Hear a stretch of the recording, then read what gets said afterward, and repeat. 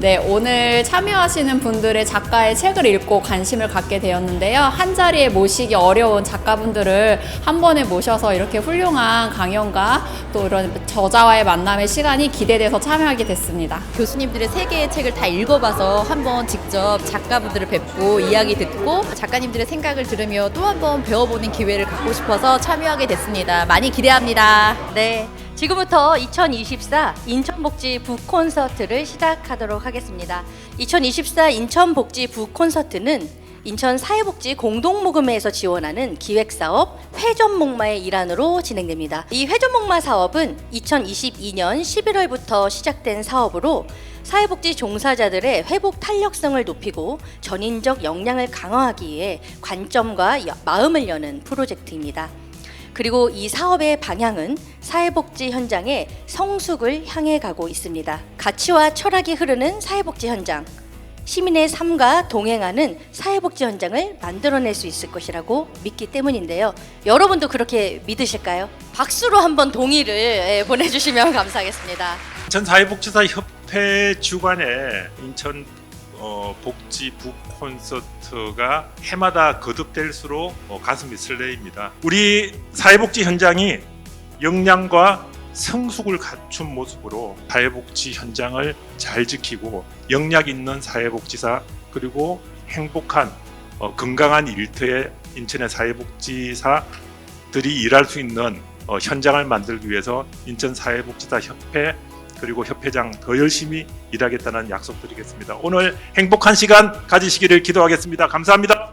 네, 오늘 저는 책벌에 대한 얘기를 한번 하려고 합니다. 우리나라 사람들은 벌자 들어가면 다 벌벌 떨면서 싫어합니다. 그런데 참 오래전부터 제가 저를 책벌입니다 이렇게 얘기를 하는데 아직은 단 한 분도 저한테 아이 저 책벌 같은 놈 이러는 분은 안 계세요.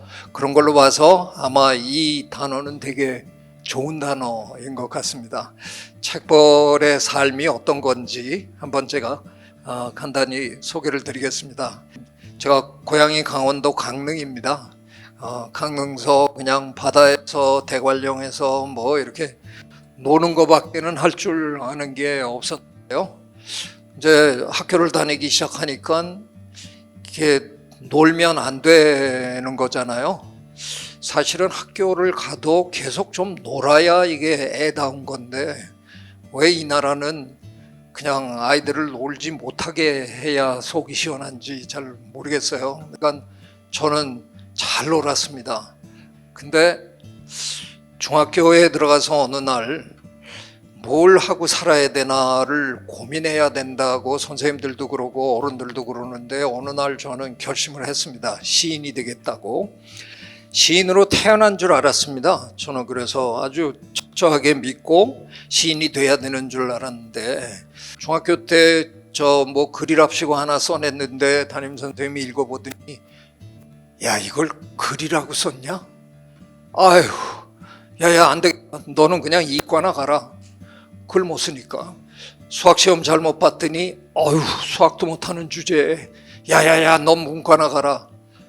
어떻게 된 놈의 교육이 못하는 걸 가르쳐 줄 생각은 안 하고 못하는 걸 피해 가도록 요령을 가르쳐 준 거 아니에요. 그러다 보니까 우리는 학문의 절반을 배워볼 기회가 없이 어른이 돼버렸습니다. 과학자 중에 제가 퍽 유명한 과학자가 됐는데 그 과학적 업적이 다른 분들보다 특별히 특출나서 그런 거 절대 아니고요. 제 나름대로 과학적 글쓰기 뭐 이런 거에서 나름대로 그래도 업적을 낸 편이지만 아마도 제가 알려지고 그리고 혹여 제가 어떤 사회적 영향력을 좀 발휘할 수 있는 꾸준히 지금 기후변화라든가 생물다양성 이슈 이런 거에 계속 목소리를 몇십 년 동안 내오고 있습니다. 근데 그런 일을 할 때 그래도 저의 지명도가 도움이 분명히 되고 있는 거겠죠. 그런 건 결국은 제가 멈추지 않고 끊임없이 읽고 쓰고 했던 그 덕이 아닐까. 그래서 저는 오늘 여러분에게 아까 박정화 처장님이 저 보여주실 때 보니까 거기 글쓰기도 있고 인문학도 있고 또 다 있더라고요. 그래서 저 용기를 내서 여러분에게 그런 얘기를 드리는 겁니다.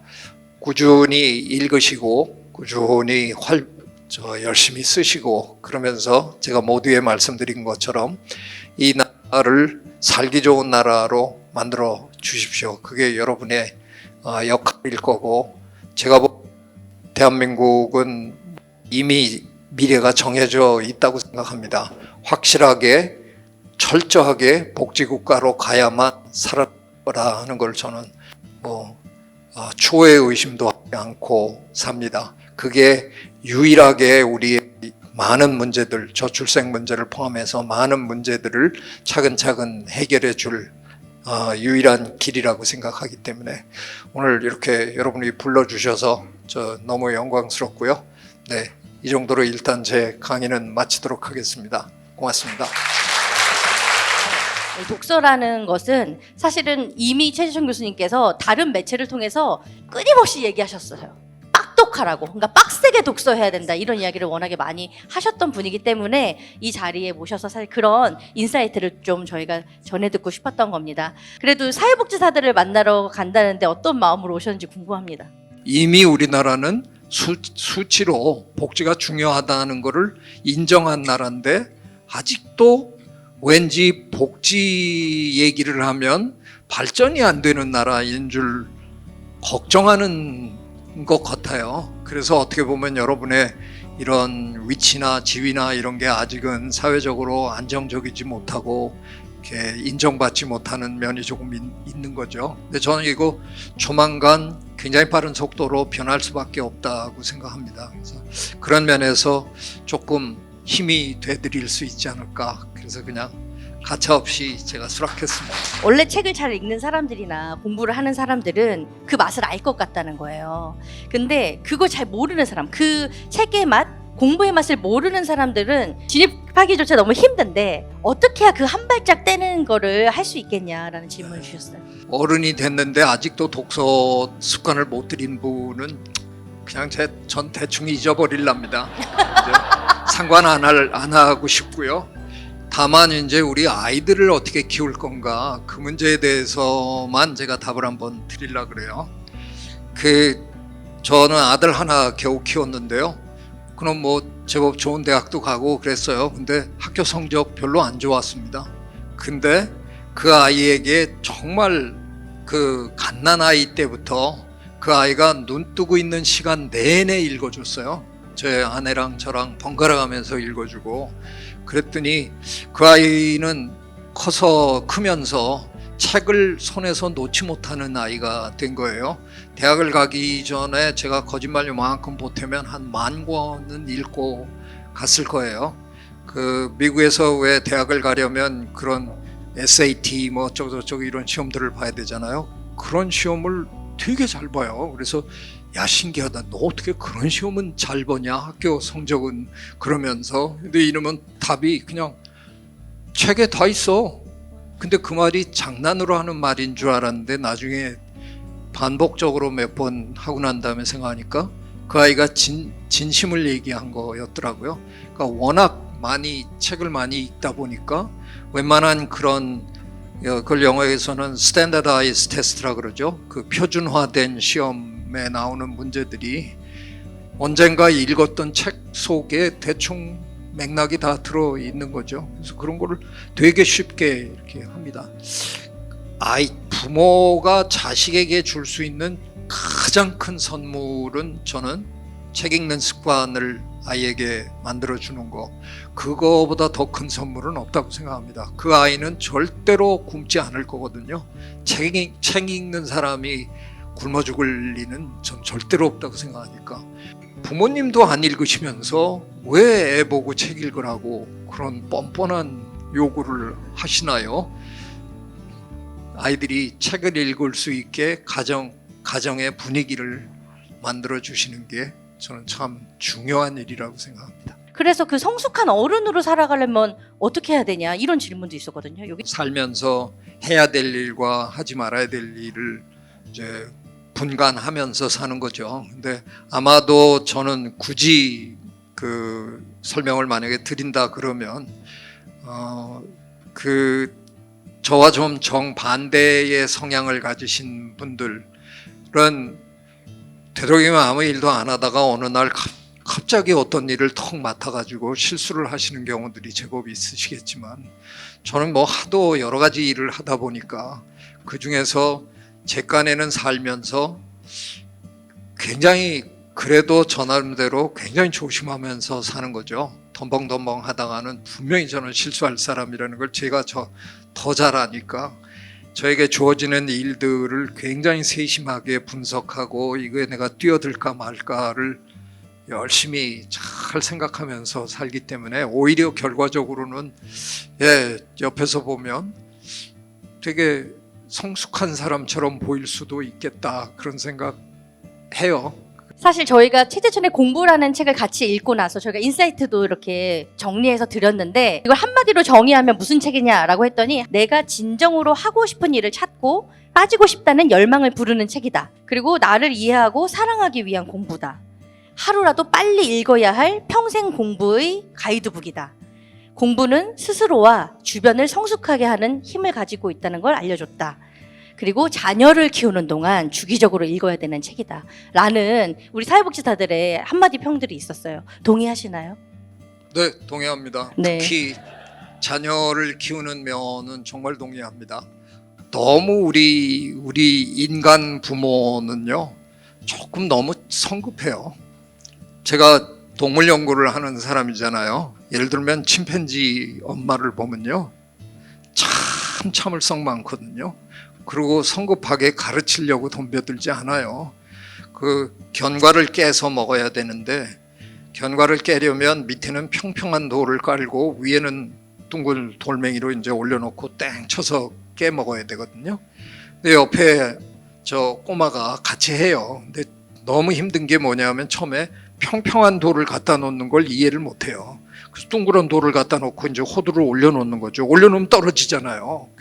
놓으면서 쳐보고 뭐 별짓을 다 해요. 우리 엄마 같으면 벌써 한마디 했죠. 넌 누굴 닮아서 머리가 이렇게 나쁘냐 하고 손 잡아 끌고 치는 거 가르쳐 주고 뭐 평평한 돌 주워다가 미리 갖다 주고 별걸 다 하잖아요. 침팬지 엄마 절대 안 합니다. 그냥 이렇게 지켜보고 자긴 그냥 까먹어요. 근데 옆에서 보던 그 아이가 어느 날 터득합니다. 그러면 평생 합니다. 우리는 너무 조급하게 가르치려고 덤벼들다가 괜히 망치는 것 같은 게 많아요. 교육, 학교 이런 게 인간의 조급함 때문에 만들어 놓은 거잖아요. 침팬지 학교는 없습니다. 우리는 어쩌면 조금은 침팬지 엄마를 닮는 것도 좋은 전략일 거다. 그래서 기다려주고 믿어주고 그런 게 어쩌면 아이에게 훨씬 큰 사람이 될 수 있는 그런 길일지도 모르겠다. 그런 말씀 드립니다. 네. 오늘 사실 책 때문에 많이도 오셨는데 부모가 되는 법이라든지 조금 더 어른스러운 그런 이야기들을 더 많이 듣게 된 것 같아서 좋고, 사실 어제 저도 에피소드가 하나 있는데 아이한테 야, 뭐 보면 이거 너무 아름답지 않니? 하늘도 보고 꽃도 보고 그런 걸 사람이 풍요롭게 살아야지 감정을 가지고 그랬더니 저희 애 아빠가 그러더라고요. 때가 되면 자기가 다 깨달아서 느끼게 된다고. 그 말씀이신 것 같아요. 그러니까 저도 조급함을 좀 내려놓고 때가 될 때를 기다리고 믿고 지켜봐 주는 게 필요하다는 생각이 듭니다. 짧게 그냥 오늘 가시는 길에 한 말씀 인사 나눠주시면 좋겠습니다. 네, 오늘 뭐 책 얘기한다 그러고 엉뚱한 얘기해서 죄송합니다. 근데 저 책 얘기를 너무 직접적으로 하는 것보다 이렇게 간접적으로 하는 게 좋지 않을까 해서 이제 얘기 드린 거고요. 네, 오늘 여러분 개탄 날이네요. 네.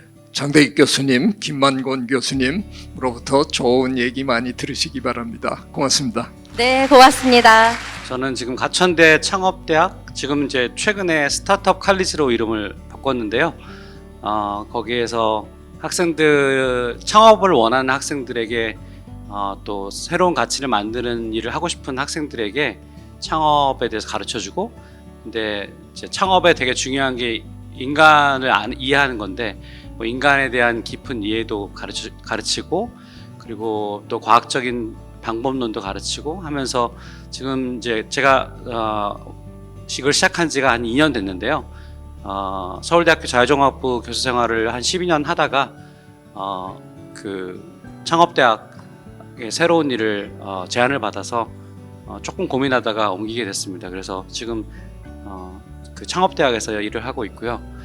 원래는 인간 본성을 연구하는 학자입니다. 그리고 또 기술의 진화에 대해서 연구를 하고 있고요. 지금은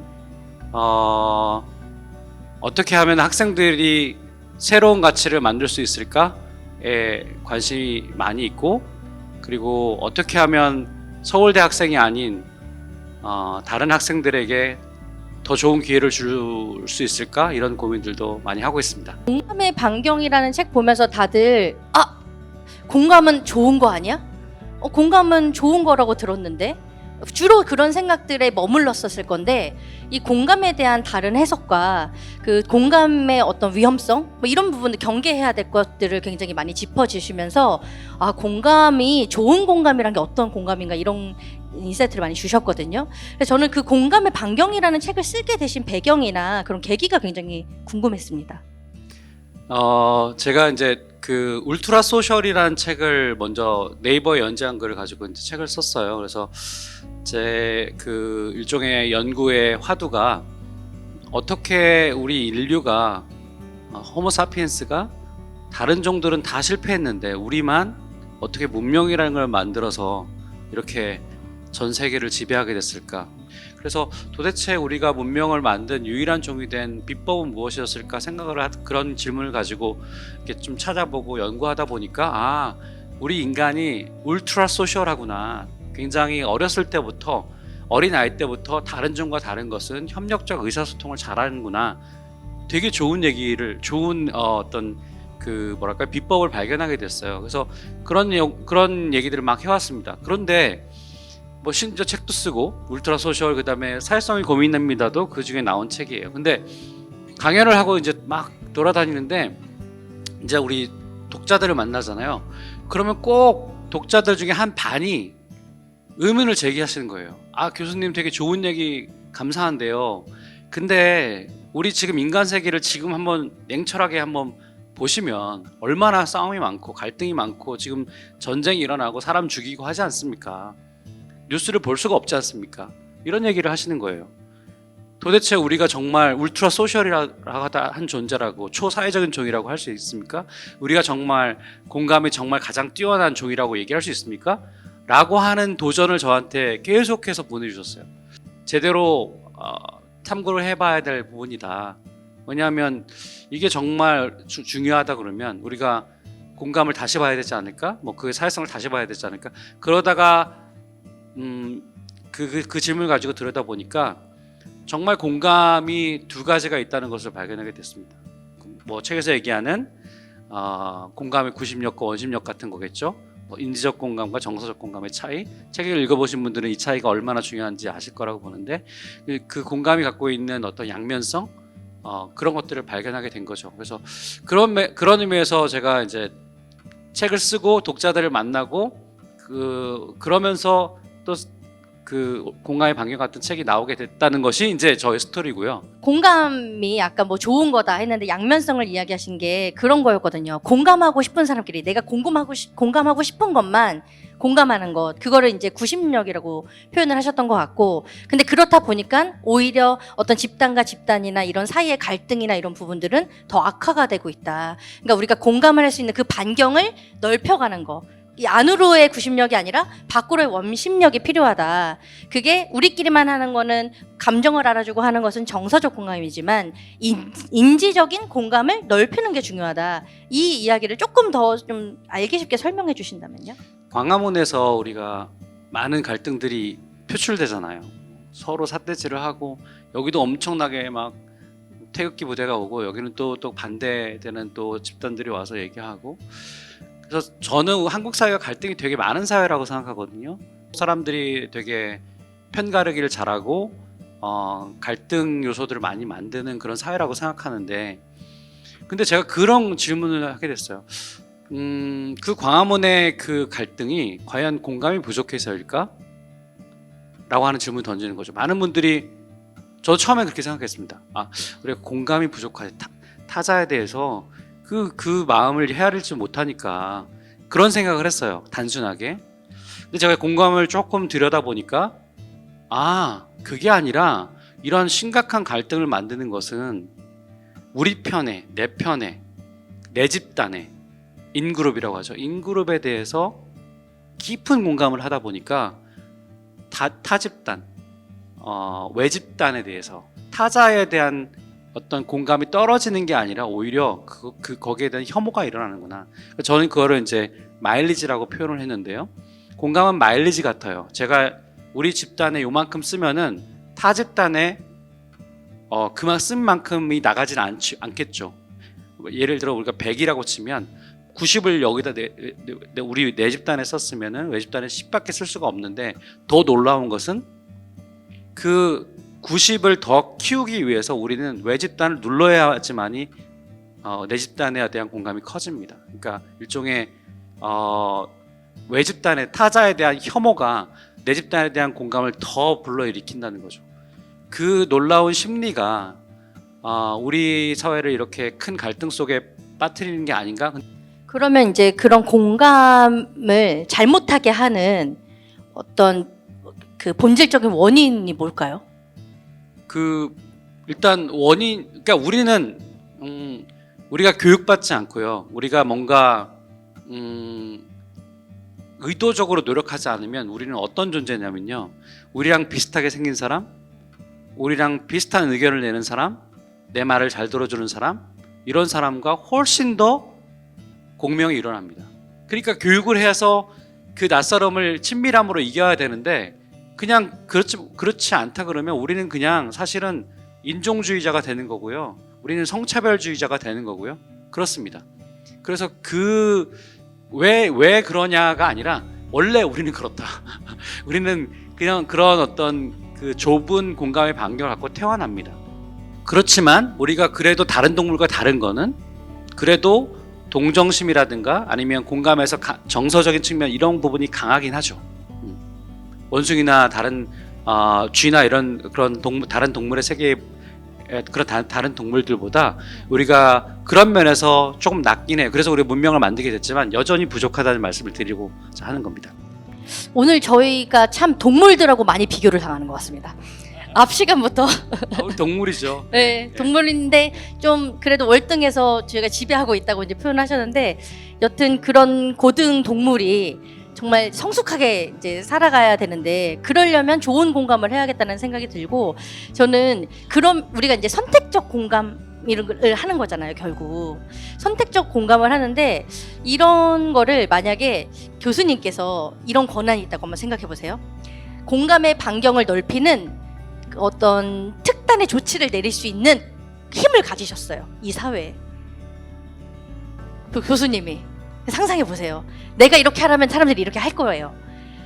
그러면은 어떤 거를 특단의 조치를 내리실 것 같으세요? 일단 저의 책을 다 읽으시는 걸로 해서 일단 전국에 제 책을 뿌리겠습니다. 그게 조금 더 현실적인 것 같긴 합니다. 네. 네. 그래서 북토크를 열고 그다음에 전국으로? 그다음에 책 책 모임을 만들어서 계속 역지사지를 생각하게 만드는 그런 일을 하고 싶네요. 네. 그럴 힘과 그런 상황만 된다면 네. 정말 좋을 것 같아요. 정말, 왜냐면 이 책 읽고 어떤 분은 공감이 되면서도 충격을 받으면서 읽었다라는 말씀도 해주셨거든요. 그만큼 진짜 공감의 이면성에 대해서 생각해보지 못한 거죠. 그러면서 이제 해주신 질문은, 그러면 우리 현장에서, 이 사회복지라는 현장에서는 우리가 실천할 때 조금 구체적으로 어떤 노력을 하면 좋을까, 이런 이야기를 좀 물어보셨거든요. 오히려 저는 이 부분은 제가 좀 사실은 여러분들의 사례에서 배워야 된다고 생각해요. 일단 여러분들이 늘 공감의 현장에 계신 분이라고 생각하거든요. 그래서 처음에 여러분들이 이 일을 시작하시면서 그런 고민을 했다고 생각하는데, 내가 이들에게 감정을 어디까지 줘야 되지? 깊이 감정적 공감을 하면 여러분 너무 힘들잖아요. 그죠? 그러니까 의사분들도 아픈 사람들이 너무 많은데 아픈 사람들의 감정에 쑥 들어가면 진료를 할 수가 없습니다. 다 너무 지쳐가지고. 그래서 의사들도 어떻게 하냐면 마치 감정은 대면대면 한 것처럼 보이지만 그 사람의 입장에서 가서 생각해보는 그거를 약간의 훈련을 해요. 그게 인지적 공감에 조금 가까운 면이 있습니다. 우리는 너무 정서는요 너무 강렬해서요 한 번 주고 나면 또 강렬하지만 또 휘발적이잖아요. 그래서 너무 힘들어요. 근데 그 사람 입장에서 가봐서 계속 뭔가 역지사지를 해보고 도움이 되려고 노력하는 그런 행동적 공간까지 가는 거, 그거는 어떤 의미에서는 감정이 확 일지는 않지만 당연히 엄청난 노력을 해야 되죠. 그 사람 생각해야 되니까. 그렇지만 정말 그 사람의 입장에서 그 사람이 도움을 받는 거예요. 내가 그래 내가 이런 일을 했으니까 나도 뭔가 위안을 받아라고가 아니라, 그래서 그런 부분들을 좀 훈련하셔야 되는데, 그래서 맨날 여러분들이 뭐 그거 현장에 늘 계시는 분들이니까 너무 정서적으로 가지 않고 인지력을 발휘해서 또 행동적으로 쿨하게 해주시는 거, 그게 저는 그 인지적 공감, 행동적 공감이라고 생각합니다. 그 공감의 반경을 읽으신 분들이 또 한마디씩 보내주셨어요. 뭐라고 하셨냐면, 지금 우리 사회에 가장 필요한 토론의 주제가 될 책이다. 그리고 공감은 인류의 역사와 함께 성장하고 공동체 안에서 완성되어진다.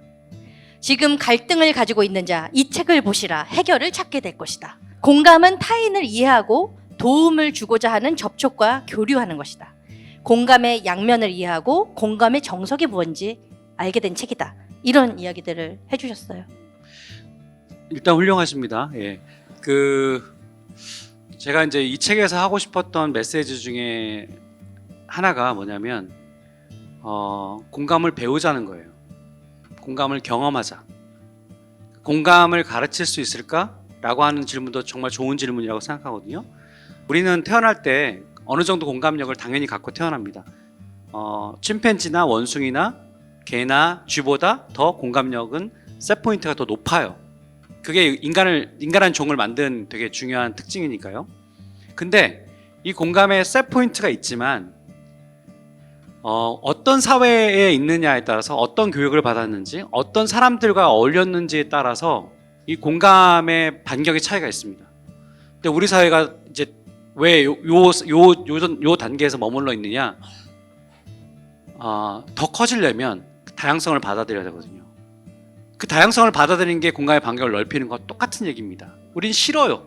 정서적으로 싫어요. 하지만 예멘 난민이 오면 왠지 뭔가 불편할 것 같고 싫지만, 우리도 다 난민이었잖아요. 우리도 다 이주민이었거든요. 우리가 좀 먼저 왔을 뿐이잖아요. 그렇게 생각해 보자는 거죠. 그게 우리가 공감의 반경을 넓힐 수 있는, 그래서 교육하고 훈련하고 경험하게 하는 거, 이거 정말 중요하다고 생각합니다. 공감은 타고난 것으로 시작하지만 결코 본능으로 머물러서는 안 될 그런 우리의 특성이라고 생각합니다. 네, 마지막에 또 이렇게 핵심을 딱 정리를 해주신 것 같고요. 이 공감의 반경을 넓히고 다양성을 받아들이려면 그래서 또 독서가 중요하다. 예, 그래서 책이 중요하다. 오늘의 주제를 자꾸 잊고 가면 안 돼요. 책이 중요합니다. 예, 그래서 이런 책의 중요성, 그리고 교수님에겐 책은 무엇인지 또 오늘 오신 소회를 좀 간단하게 마무리해 주실까요? 책이 우리를 똑똑하게 만드는 것은 아무도 의심하지 않으시죠, 그죠? 책을 읽으면 똑똑해지세요. 언어 구사력도 높아지시고요. 근데 책을 읽었을 때 공감력이 높아진다는 얘기 들어보셨나요? 근데 독서에 대한 인지과학적인 연구의 대부분이 책을 읽었을 때 사람들의 공감력, 사회성이 높아진다는 결론입니다. 근데 가만히 생각해 보면 말이 돼요. 여러분이 소설을 읽는다고 생각해 보시면, 소설을 이해하기 위해서 등장인물들이 왜 이런 얘기를 했을까? 왜 저자가 이런 얘기를 했을까라고 생각하는 것 자체가 역지사지죠. 공감력을 넓히는 겁니다.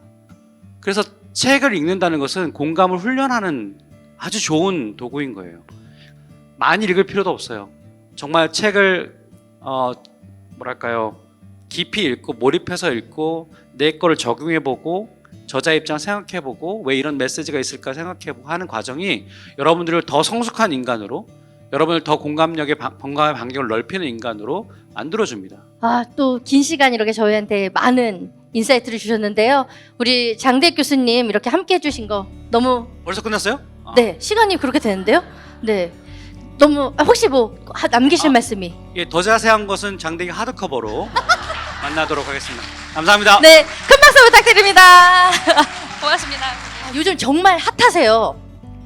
그 외로움, 고립 이 키워드가 있는데 이분이 안 계시면 이거는 좀 요즘 말이 안 되는 것 같아요. 우리가 함께 읽은 책이죠. 외로움의 습격의 저자이신 김만권 교수님을 무대로 모시겠습니다. 안녕하세요. 저는 김만권입니다. 저는 정치 철학 전공자고요. 아마 여러분들 되게 낯선 이름으로 낯선 직업으로 들리실 텐데 제가 한 10여 년 전에 우리나라에서 처음으로 직업을 정치 철학자라고 썼던 사람입니다. 그 이후에 몇몇 후배들이 자기 직업을 정치 철학자라고 하면서 이제 나오기 시작했는데요. 어떻게 보면 뭐 이렇게 참 운이 좋았던 게 제 이전에 이걸 직업으로 했던 분이 아무도 안 계셔서 여기가 제 반독점 시장입니다. 예, 그래서 기본적으로는 어떻게 보면 뭐 여러분하고 이렇게 소통하려고 또 노력하고 있는데요. 어쨌든 오늘 제가 이 외로움의 습격으로 초대해 주셔서 너무 진심으로 감사드린다는 말씀드립니다. 예. 계속 지금 증세가 되고 있는 걸로 제가 알고 있습니다. 네. 예. 어떻게 보면 이 책이 잘 나간다는 건 문제가 있는 거죠.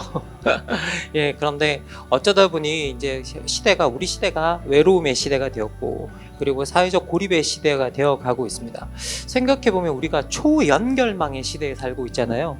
그런데 이 초연결망의 시대에 사람들이 고립되고 외로워지고 하는 현상들이 나타나면서 이것들이 사회적 이슈가 되고 있어서 어떻게 보면 한편으로는 마음이 아픈 건데요. 기본적으로 이제 이 문제를 그런데 지금 다뤄내지 않으면 상당히 문제가 될 것 같다라는 생각이 들고, 더 큰 문제는 뭐냐라고 하면 원래 옛날에는 사회적 고립이나 이런 문제들이 사실은 노인 세대의 문제에 상당히 가까웠습니다. 그런데 지금은 통계적으로 들여다보면요, 젊은 세대들의 문제입니다. 이 사회적 고립이 노인 세대의 문제가 아니라 젊은 세대의 문제가 되어가고 있어서 더 심각하게 우리가 좀 봐야 될 문제가 아닌가라는 생각이 듭니다. 책에 그런 말로 시작을 하세요. 영국에는 외로움부 장관이 있다. 예. 네, 다른 나라는 그 외로움이랑 관련해서 주무부처가 있다고 합니다. 그런 이야기를 통해서 이제 말씀을 해나가시는데, 외로움이라는 화두, 외로움이라는 주제를 어떻게 이렇게 전면에 내세워서 하게 되셨는지에 대한 내용을 조금 더 구체적으로 들려주시면 좋을 것 같습니다. 예, 이게 많은 분들이 정치 철학하는 사람이 도대체 왜 외로움에 관해서 글을 쓰지? 라고 궁금해 하실 텐데요. 놀랍게도 저희 정치 철학 쪽에서 외로움은 80년 넘게 묵은 주제입니다. 너무 오래된 주제이고요. 그리고 이 외로움에 관해서 처음 등장하는 책이 뭐냐라고 하면요, 여러분 혹시 들어보셨을지 모르겠습니다. 한나 아렌트라고 하는 아주 유명한 정치 철학자가 1951년에 전체주의의 기원이라는 작품을 씁니다. 그런데 그 결론 부분이 전부 다 외로워진 사람들에 관한 이야기입니다. 외로워진 사람들이 히틀러 같은 사람들을 지지해서 어떻게 나치 같은 전체주의가 탄생하는가에 관한 이야기거든요. 이게 외로움부 장관이 영국에서 임명되었다. 사실은 차관이었습니다. 장관이 아니라 차관이 임명이 되었다라는 소식이 우리나라의 해외 토픽으로 딱 나왔는데, 그걸 보는 순간 다시 돌아왔구나 라는 좀 생각이 들었습니다. 제가 알기로는 올해 말이나 내년 초쯤에 서울시에서 외로움을 전담하는 부서가 생깁니다. 예, 제가 그렇게 들었습니다. 그래서 우리나라도 지금 이 문제에서 지금 예외는 아니다라고 말씀드릴 수 있을 것 같아요. 예. 네. 그러면 교수님이 생각하실 때 외로움의 어떤 근본적인 원인, 그리고 이 외로움을 또 증폭시키는 것은 무엇이라고 생각하시나요? 저희들이 이제 이 외로움이라는 게 어떻게 생겨날까라고 이제 많은 분들이 질문을 하시는데요. 이게 생각해 보면 이게 외롭다라는 말이 우리가 고독하다는 말과 많이 헷갈리거든요. 그런데 이 고독하다라는 이 감정과 외롭다라는 감정을 동양에서는 구분해서 쓰질 않았습니다. 그래서 이걸 같이 쓰고 있었어요. 근데 이게 서양에 가보면 이 감정이 완전히 구분되는 감정입니다. 원래 고독하다는 건 어떤 거냐면요, 나 자신과 마주 앉아 있다라는 뜻입니다.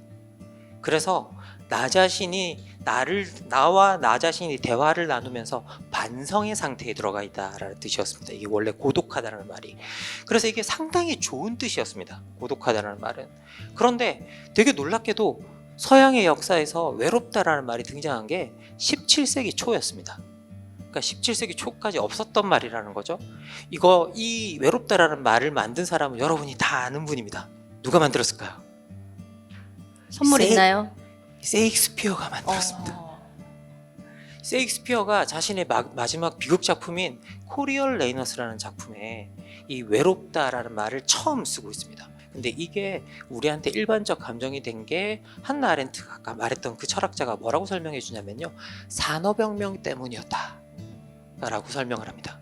그래서 산업혁명이 왜 이런 감정을 만들어냈느냐라고 했을 때, 산업혁명 시대에 너무 인구가 폭발적으로 늘어났대요.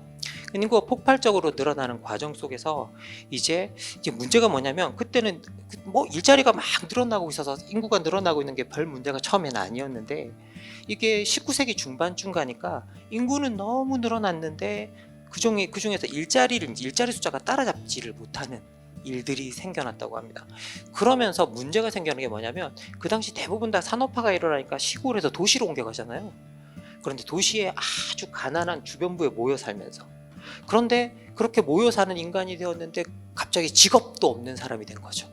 그러면서 그때 수많은 사람들이 동시에 어떤 감정을 가졌냐면, 나는 뿌리 뽑힌 인간이다, 나는 쓸모 없어진 인간이다, 그리고 뿌리 뽑히고 쓸모 없어졌다는 감정을 동시에 갖는 사람들이 나타났다고 합니다. 대량의 사람들이 나타났대요. 그리고 그 사람들을 부르는 말이 생겨났는데, 그 말이 여러분이 다 아는 말입니다. 대중이었다 라고 이야기합니다. 그래서 원래 대중이 외로워진 사람들의 집단이라는 뜻이었다고 합니다. 그래서 어떻게 보면 우리가 지금 대중사회를 살고 있다라고 표현하잖아요. 이 말 자체가 우리가 외로워진 사람들의 사회를 살고 있다라는 의미와 똑같다라고 보시면 될 것 같습니다. 예. 그러니까 어쨌든 발전해 나가는 사회 속에서 지금 나름의 개념의 외로움이란 게 또 생겨나는 건, 계속 기술이 발전되고 경쟁 사회가 되고 하면 그게 계속 악화될 수밖에 없는 네. 그런 구조겠네요. 원래 저희들이 이제 이 외로운 사람들이 탄생하는 시기를 보니까 비슷한 그 상업 시대적 배경이 있었습니다. 하나가 뭐냐면, 기술의 발전이 일어나면서 생산력이 폭발적으로 증가하는 시대. 그래서 부가 엄청나게 만들어졌는데 그 부가 소수에게만 집중되고 다수에게는 돌아가지 않는 상태. 그러면서 사람들 사이에 격차가 엄청 벌어지는 상태. 이제 그 상태 속에서 그것을 정당화하는 논리들과 구조들이 성립될 때 이제 외로운 사람들이 막 생겨난대요. 실제로 처음에 그게 생겨난 때가 언제냐면 19세기 말에서 20세기 초가 외로운 사람들이 대량으로 쏟아졌던 시기라고 이제 이야기를 하는데요. 이때가 1차 산업혁명에서 2차 산업혁명으로 넘어가는 시기입니다. 근데 그때 폭발적으로 생산량이 늘어났는데 그거 자체가 어떻게 보면 너무 소수에게만 몰려간 거죠. 그래서 그 시대를 여러분들이 다 아는 작가인 마크 트웨인이라고 하는 톰 소여의 몸이라는 이제 작품을 썼죠. 그 사람이 뭐라고 부르냐라고 하면 도금 시대다라고 부릅니다. 겉으로만 번쩍번쩍한 시대다. 그래서 속은 그렇지 않다라는 거죠. 그래서 격차가 많이 벌어지는 그런 시대에 외로운 사람들이 쏟아져 나오는데, 우리 21세기가 그런 시대가 되었다라고 하면서 지금 21세기를 우리가 뭐라고 부르냐면요, 신도금 시대라고 부릅니다. 그런데 이 신도금 시대의 특징이 뭐냐라고 하면, 디지털 기술이 엄청나게 폭발적으로 생산력을 늘리고 부를 늘렸는데, 그 디지털이 만드는 부의 혜택이 너무 소수에게 집중되고 다수에게 돌아가지 않는 그런 상황이 만들어지고 있다라고 이야기를 하고 있습니다. 그래서 디지털 기술이 어떻게 보면 사람들 사이의 격차를 너무 많이 벌리고 있는데요. 디지털 시대에 들어와서 아주 중요한 특징 중에 하나가 뭐냐면, 많은 사람들이 아주 자기 미래의 삶에 대해서 불안해하는 그런 증세가 만들어지고 있는데, 디지털 시대가 일자리를 안정적인 정규직에서 비정규직으로 다 바꿔놓고 있기 때문입니다. 비정규직으로 다 바꿔놓고 있고, 그리고 더 큰 문제는 뭐냐면, 디지털이 창출하는 일자리가, 없애는 일자리가 중간 숙련 일자리고 만들어내는 일자리가 저숙련 일자리 쪽에서 이제 일자리를 만들어내고 있어서 임금도 낮게 보전하고 있고 사회보험도 없고 노동상권도 없는 그런 상황을 만들어 놓고 있어서 많은 사람들이 자기 미래에 대해서 이제 불안해하게 되는 거죠. 이 외로움이 근데 개인적으로도 안 좋을 수 있는데, 책을 보면 그런 말씀을 하시거든요. 개인의 삶뿐만 아니라 공동체의 삶까지도 위협하고 있다. 그렇게 말씀하셨는데 그게 어떤 점에서 뭐 예시라든지 이해할 수 있게 설명을 해주신다면요? 사실 이제 저희들이 아까 정치학에서 외로움을 주목했다 그랬잖아요. 저희 정치학에서는 외롭다라는 말을 뭐라고 정의하냐면요. 내가 어렵고 힘들 때 나의 처지를 호소할 데가 없거나 나를 실질적으로 도와줄 사람이 없는 상태를 말합니다. 지금 놀랍게도 유럽에서는 유럽에서는 상당히 선거 통계들이 많이 나와 있는데 사회적으로 고립되어 있는 사람들일수록 극단주의자들에게 투표한다 라고 하는 통계들이 나와 있습니다. 그래서 그 연계성들이 지금도 증명이 되고 있어서 많은 사람들이 이 문제를 사실은 걱정하고 있는 어떤 그런 상태입니다. 이거 그냥 정치적으로 드린 말씀인데요. 그래서 여러분들이 진짜 중요한 역할을 하고 계십니다. 왜냐하면 그 고립된 사람들을 연결시키는 역할하는 연결고리가 사회에 있어야 되거든요. 그런데 그 고립된 분들을 국가가 하나하나 찾아다니기가 너무 어렵죠. 그런데 그 와중에 어떻게 보면 시스템적으로 모든 사람들을 연결하는 어떤 고리의 역할로서 여러분이 그 역할을 이제 사실은 해주고 있는 겁니다. 그래서 지금 복지를 이야기할 때 저희들이 흔히 뭐라고 표현하냐면요. 지금 복지는 개인의 안녕을 보호할 뿐만 아니라 사회의 안전을 보호하는 장치다 라고 이야기하고 있거든요. 그래서 지금이야말로 어떻게 보면 제가 복지라고 표현했지만 돌봄의 가치가 완전히 새롭게 조명되고 있는, 지금은 돌봄 자체가 사람을 돌보는 게 아니라 사회 자체를 돌보는 일을 한다라고 이제 이야기를 할 정도로 어떻게 보면 지금 현재 복지와 돌봄이 중요한 역할을 하고 있죠. 네. 네, 저희가 얼마나 또 중요한 역할을 하고 있는지 다시 한번 이렇게 새삼 말씀을 해주신 것 같은데요. 그 사회적 지표에서 사실 이 고립과 외로움에 가장 그 걱정이 되는 그 세대들이 보니까 2030 세대들로 나타나거든요. 젊은 세대들. 그래서 그런 어떤 심각성이나 거기에서 갖게 되는 사회적 함의가 있다면 어떻게 보실까요? 실질적으로 여러 통계를 보면 흥미로운 현상 하나 나타납니다. 내가 속한 세대가 제일 외롭다라고 답합니다. 내가 속해 있는 세대가 제일 외롭다. 그런데 이게 내가 속한 세대가 제일 외롭다라고 답하는 그 확률도 제일 높은 세대가 어디냐라고 하면 20대들입니다. 그리고 지금 통계적으로 들여다보면 제일 외로운 세대는 어디부터 출발하냐면요. 10대 후반부터 출발합니다. 그래서 30대 초반까지 이 세대가 가장 외롭다, 고립되어 있다라는 감정을 많이 느끼고 있는 이제 이 세대인데요.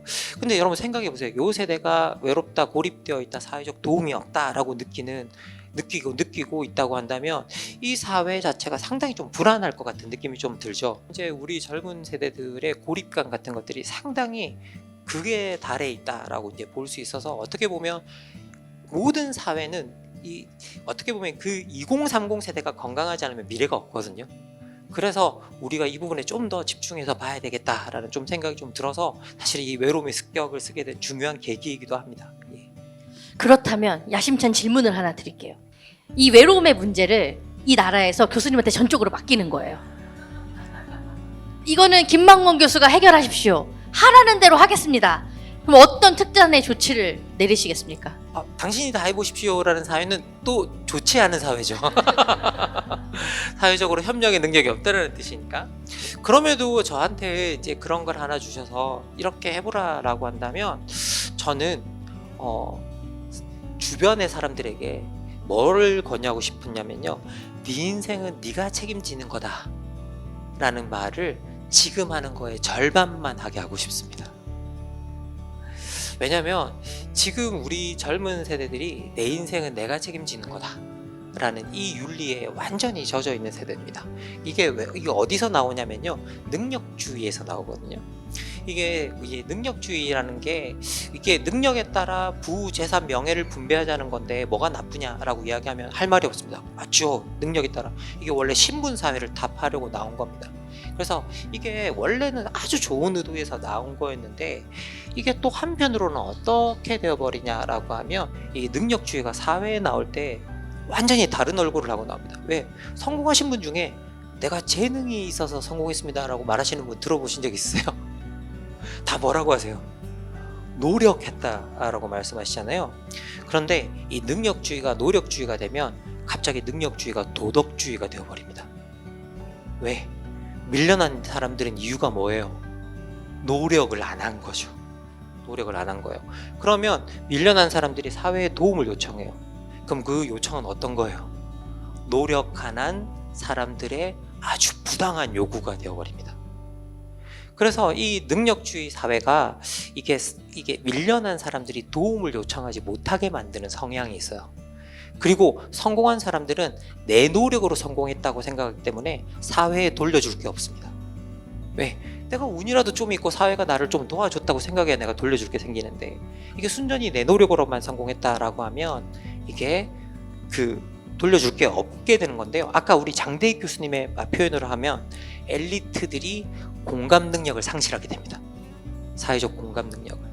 그리고 밀려난 사람들은 또 어떻게 되냐면요, 이게 다 나 때문인 거죠. 내가 못나서 밀려난 거죠. 그래서 자기를 혐오하는 현상이 나타납니다.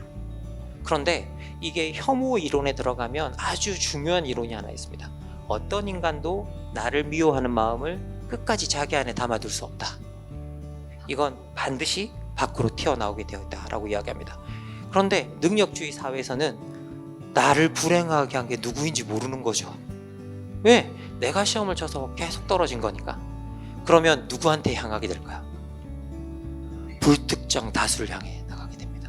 그래서 여러분이 매일매일 목격하고 있는 그 현상이 나타나는 게 사실은 능력주의 사회에서 나타나는 대표적인 현상입니다. 그래서 내 인생은 내가 책임진다라는 게 사실은 좋은 말 같지만, 이게 또 한편으로는 우리 사회를 병들게 하는 말이기도 합니다. 능력주의 사회에서 도와달라는 말은 무능하다는 증거입니다. 그리고 능력주의 사회는 다 네 인생은 네가 책임지는 거기 때문에 그걸 도와달라고 말하는 게 부도덕한 겁니다. 그래서 그걸 몸에 내재한 사회일수록 도움이 부재한 사회가 되고, 그걸 혼자서 감당하는 사회가 되거든요. 그래서 그 능력을 하나 주신다면 지금 하시는 거에 내 인생은 내 인생은 내가 책임진다는 그 말에, 네 인생은 네가 책임지는 거라라는 그 말에 절반만 하게 했으면 좋겠다라는 게 제 생각입니다. 예. 네. 와, 되게 멀리 돌아왔는데 너무 좋은 말씀들을 해주신 것 같아요. 특히 우리 사회복지는 환경 속의 인간이라는 개념이 있습니다. 그러니까 그 사람이 주어진 상황이 그 사람이 그렇게 되고 싶어서 그런 게 아니라 그렇게 만들어지는 환경 때문에 이 부분을 굉장히 많이 주목하고 있거든요. 그러니까 능력주의 같은 경우에는 다 내가 잘나서 그렇게 됐다라고 하지만 그러니까 부모를 선택할 수도 없고 나라를 선택할 수도 없고 한데, 당연히 그게 내 노력으로만 됐다라고 하는 분들의 주장이 전 되게 불편했었거든요. 왜냐면 다른 사람도 똑같은 환경에 있었으면 달랐을 건데. 이 능력주의에서 내 인생은 내가 스스로 해결해야 된다는 그 압박감 자체가 엄청나게 도움이 없다라는 감정, 고립되어 있다는 감정이 그렇게 자신을 울게 만들고 있는데도 그걸 혼자서 버티고 있더라고요. 혼자서 버티고 있는 그런 상황이 지금 현재 우리 2030 세대에게 만들어지고 있어서 좀 안타깝다라는 생각이 듭니다. 예. 네, 사회복지 현장에 있으신 분들이기 때문에 정말 이게 멀리 있는 일이 아니고 실제로 이제 고립 청년, 은둔 청년들에 대한 개입들이 이루어지고 있어요. 근데 아직 미비한 것 같고 사실은 찾아내는 것부터가 너무 힘들다고 그러더라고요. 근데 이제 그거를 잘 발굴해내고 우리 미래인데, 청년들이 우리 나라를 짊어질 미래인데 그 사람들에 대한 투자, 지원 이런 부분들을 정말 충분히 고려할 수 있고, 또 저희는 사회복지 전문가로서 정책적인 부분에서도 이렇게 의견을 좀 낼 수 있는 그런 역량들도 함께 가졌으면 좋겠다라는 생각이 들었습니다. 네. 실질적으로 이제 저는 사실은 이론가에 되게 불과하잖아요. 저희 이론가들은 와서 이렇습니다 저렇습니다 말하고 그냥 탁 사라져버리면 될 것 같은데, 현장에 계신 분들을 만나야 저희들도 항상 새로운 생각, 뭐가 문제인가, 뭐가 잘못되어 있는가, 우리의 이론에 뭐가 비어 있는가, 그리고 우리의 체계가 뭘 대응하지 못하고 있는가, 이런 걸 또 실제로 파악할 수 있습니다.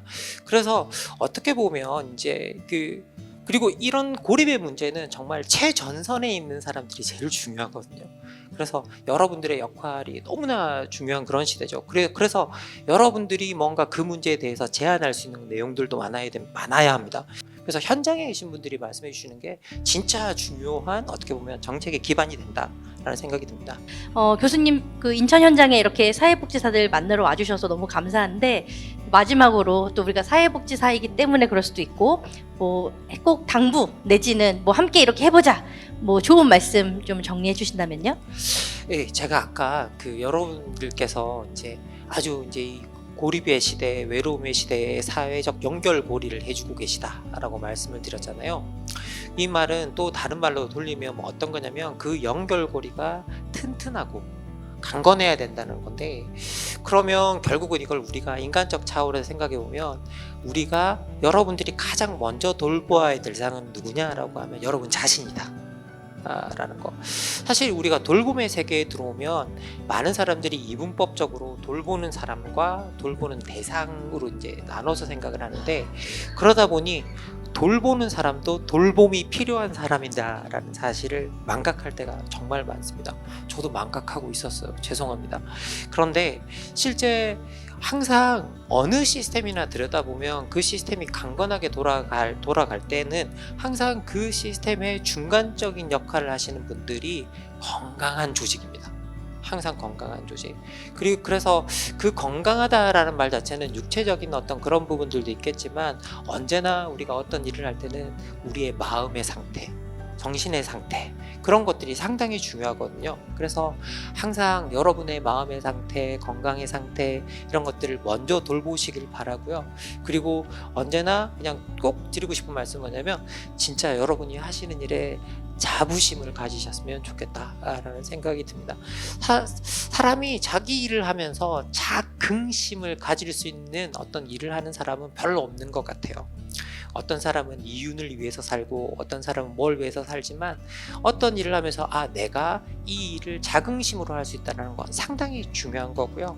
그리고 앞으로 사회가 변해가야 되는 방향은 그런 자긍심이 있는 일을 하는 사람들에게 더 많이 보상하고, 그래서 그분들이 더 그 일을 지속할 수 있도록 만들어주는 거라고 생각이 듭니다. 그래서 여러분들이 하시는 일에 너무 자긍심을 가지시면 좋겠고, 그 고마움을 어떻게 표현해야 될지 모르겠습니다. 제가 이 자리가 이래서 막 이렇게 큰절은 못하겠고요. 제가 여러분한테 그 고맙다는 말씀을 그냥 반절로 표현하겠습니다. 정말 감사드립니다. 네, 고맙습니다. 고맙습니다. 네, 마지막에는 저희에게 이런 용기도 주시고, 너무 큰 힘을 주시는 것 같습니다. 그런 의미에서 여러분들을 위해서 진행하고 있는 이 회전목마 사업, 많은 관심과 참여로 여러분들이 자신을 좀 돌볼 수 있는 그런 도구로 잘 사용이 됐으면 좋겠다라는 깨알 홍보까지 드려봤습니다. 여러분, 우리 김만근 교수님 너무 좋은 말씀 많이 주셨는데요. 여러분 집중도가 정말 장난이 아니네요. 너무 여러분들도 멋있습니다. 우리 수고해주신 교수님, 그리고 우리 모두를 위해서 박수로 마무리할까요? 네, 감사합니다. 감사합니다. 감사합니다.